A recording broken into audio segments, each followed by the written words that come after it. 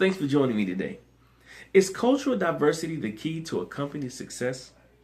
I think so, but listen to what I found out recently. As many marketers and corporate leaders know, diversity and inclusion has been one of the hottest topics over the last year. Whether discussing the total market approach for marketers or diversity and inclusion, D&I, for corporate leaders, everyone is buzzing about what is the right approach.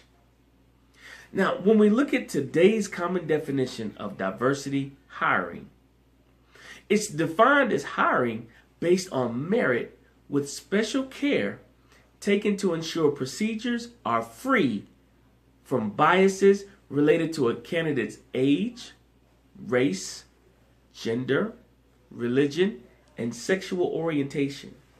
So as leaders, I think we need to dig a bit deeper and look at how cultural and ethnic diversity contribute to a company's innovation and growth.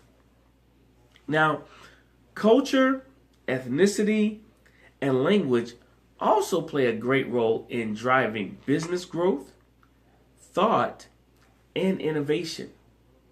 What can one U.S. Army veteran, one person from Poland, one person from France, and one person from Australia add to the traditional diversity and inclusion recruitment standards and to a team? Could it mean even greater strength and true diversity? Albeit, those from Eastern and Western Europe, along with Australia, could be white, but they also are contributors and represent the diversity of culture, ethnicity, and thought of the globalized world that we live in. Let's even do a comparison among Hispanics and Latinos living in North America. Many corporations, and many marketers fail to even realize the cultural and language diversity that exists within this segment alone. Within the Hispanic and Latino communities, there are diverse cultures, and let us not forget different languages. The thought process for a Portuguese-speaking Brazilian may be much different than that of a Spanish-speaking Cuban. No different than how someone from Poland will have a different business or creative approach than his or her French counterpart. Yet, both are European. Why should companies expand their view on diversity and inclusion? Well, they should expand it because it's really very simple. When it's done right, it can expand the success of a company and benefit the culture of a company in many ways. When done properly, it can eliminate prejudices through the exposure of diverse cultures, religions, ethnicities, sexual preferences, and genders, creating stronger teams and greater profits. Now, we have to ask ourselves what that dream team can look like and ensure that we are not just checking our quota boxes. Currently, some industries are doing better than others, as we see from Diversities Inc. annual top 50.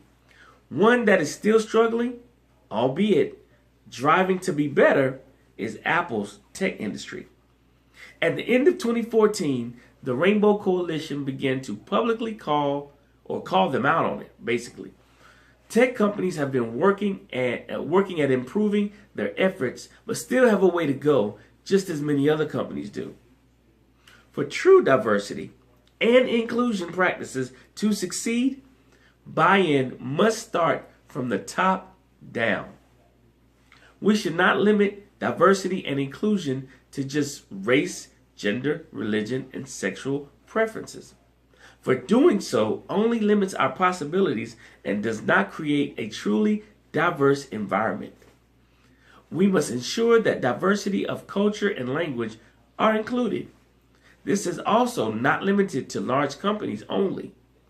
This can be applied to smaller ones as well. Success of diversity starts at the top. Studies and basic logic show that greater cultural and ethnic diversity creates greater outcomes. Basic logic also shows that if we have multiple ways of thinking, ideas will better flourish. Competition and brainstorming have provided the world with some of the most advanced technology and some of the greatest success stories, more than we could have ever imagined. True diversity allows a company to better innovate than its competitors and increase its revenue, market share, and stock value. All true benefits of truly diverse companies.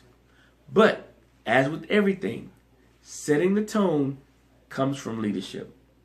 So that's it, folks. It can help businesses. It can help you to thrive and grow and expand because you have a multitude of opinions, thoughts, and views that when used the right way can help your business be highly competitive in a global competitive market.